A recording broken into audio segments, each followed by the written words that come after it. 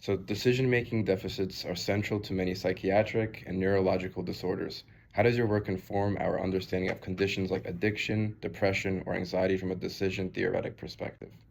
Such a great question.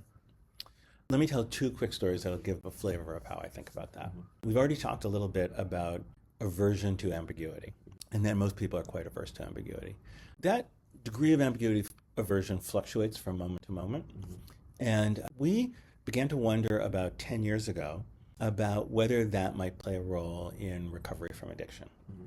People who, let's say, become addicted to heroin, which, as you know, is a huge problem, or opiates in general is a huge problem in the United States, they tend to go into treatment like 6 or 8 times before they get cured.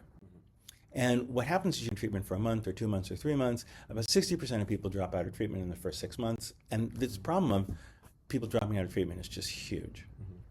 And so we decided we wanted to find the neuroeconomic signature of when people drop out of treatment. So we ran a series of studies in which we characterized every facet we could think of their decision making while they were in treatment and waited for people to fall out of treatment. And what we discovered was people become very tolerant of ambiguity about 7 days before they fall out of treatment. It's a really clean signature, and we were able to develop a set of tools that would allow us to predict when people would drop out of treatment with an accuracy of about 75%, 7 to 11 days before they dropped out. We're now running a mid-scale clinical trial for the National Institute on Drug Abuse, where we, every day, people play a little game on a smartphone who are in treatment for opiate addiction, and we run our supercomputer over all the data every Monday, Wednesday, and Friday, and we see who's about to drop out, and we call their doctors. And we've been able to reduce dropout rates by about half. An example of this is in depression, been able to, as you know, who are depressed, the opportunities in their daily life as sort of dark.